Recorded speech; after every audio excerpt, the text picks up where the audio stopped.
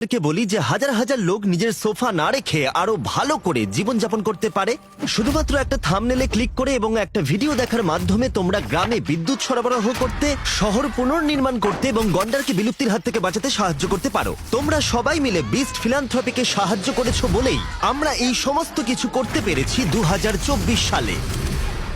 আমরা গুয়েতামালার চিসিগুয়ান নামক একটা নির্জন গ্রামে যাওয়ার মধ্য দিয়ে বছরটা শুরু করেছিলাম। এই প্রত্যন্ত গ্রামের মানুষেরা জীবনের কিছু প্রয়োজনীয় জিনিসের জন্য লড়াই করছিল, যেমন পরিশ্রুত পানীয় জল, নিরাপদ আবাসন এবং সঠিক শিক্ষা, যেখানে অন্যতম প্রধান বাধা ছিল শক্তিশালী ঝড় যা তাদের হাতে তৈরি বাড়িগুলিকে ধ্বংস করত। আমরা সেই সম্প্রদায়কে সাহায্য করতে চাই, তাদের মধ্যে একটা বিরাট পরিবর্তন আনতে চাই। তাই মাত্র 4 দিনের মধ্যে আমরা 15টা নতুন বাড়ি তৈরি করে দিয়েছিলাম, যেখানে আরামদায়ক জীবনযাপনের জন্য প্রাথমিক সুবিধাগুলো ছিল, এবং অবশেষে তাদের এই নতুন বাড়িগুলোতে যাওয়ার সময় হয়েছিল। এবার রিবনটা কাটা যাক। এছাড়া আমরা একটা কমিউনিটি সেন্টারও তৈরি করেছিলাম, যেখানে স্কুলের জন্য এক্সট্রা ক্লাসরুম ছিল।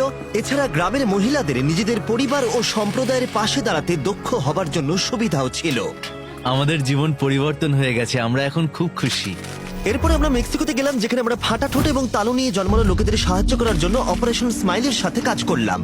প্রতি বছর প্রায় 2 লাখেরও বেশি শিশু এই সমস্যা নিয়ে জন্মগ্রহণ করে, যার ফলে খেতে, শ্বাস নিতে এবং কথা বলতে অনেক সমস্যা হয়। এছাড়া এদের নিয়ে ঠাট্টা করা হয় বলে এরা অন্য শিশুদের থেকে আলাদা হয়ে পড়ে। এছাড়া গ্রামের দরিদ্র মানুষরা প্রায় চিকিৎসার সুযোগ থেকেও বঞ্চিত হয়। আমরা সাহায্য করতে চেয়েছিলাম, তাই আমরা অপারেশন স্মাইলের সাথে হাত মেলালাম 100টা অপারেশন করাবার জন্য। এদের জীবন এখন সম্পূর্ণরূপে পরিবর্তন হয়ে যাবে। এই গোটা প্রক্রিয়া শেষ হবার পরে এই শিশুদের মধ্যে অনেকেই প্রথমবারের মতো হাসতে সক্ষম হলো। আমাদের পেশেন্টরা এখন থেকে স্বাভাবিকভাবে জীবনযাপন করতে পারবে। বিস্ট ফিলান্থ্রপি টিম এরপর চলে যায় নেপালে এবং কালাগাউনের প্রত্যন্ত গ্রামে যায়।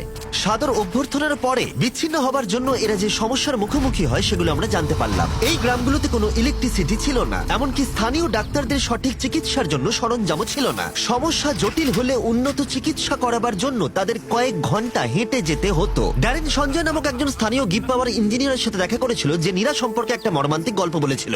ওকে বর্ষার রাস্তায় সবচেয়ে কাছের বার্থিং সেন্টারের মধ্যে যেতে হতো, কিন্তু সেটাও অনেকটা দূরে থাকায় শিশুটাকে হারাতে হয়েছিল। আর সরকারি তহবিলের অভাবে এই হাসপাতালটা অন্তত 2030 সাল পর্যন্ত ইলেকট্রিসিটি পেত না। গিভ পাওয়ার এবং গ্রিন প্রোগ্রামের সাথে হাত মিলিয়ে আমরা একটা সোলার পাওয়ার সিস্টেম এবং ব্যাটারি বসালাম এই হাসপাতালে ইলেকট্রিসিটি আনার জন্য। তার সাথে একটা নিরাপদ এবং আধুনিক বার্থ সেন্টার তৈরির জন্য প্রয়োজনীয় সরঞ্জাম সরবরাহ করলাম। সম্প্রদায়ের সাথে হাত মিলিয়ে একটা বিদ্যুৎবিহীন ভাঙা বিল্ডিংকে আমরা সম্পূর্ণ চালু হাসপাতালে পরিণত করলাম, যা এই সম্প্রদায়ের 16,000 জনেরও বেশি মানুষকে পরিষেবা দেবে। পরে সেই রাতে প্রথমবারের মতো লাইট জ্বলা দেখতে পুরো গ্রাম হাসপাতালে চলে এসেছিল। সবাই তৈরি? একটি সম্প্রদায় জীবনে প্রথমবার বিদ্যুৎ দেখলো, এটি দেখা যে কি সৌভাগ্যের ব্যাপার। সারা বছরে আমরা আফ্রিকায় 3টে প্রজেক্ট কমপ্লিট করেছিলাম। শুরু হয়েছিল উগান্ডা থেকে, যেখানে হাজার হাজার মানুষ প্রতিদিন চরম দারিদ্রতার সাথে লড়াই করে বেঁচে আছে।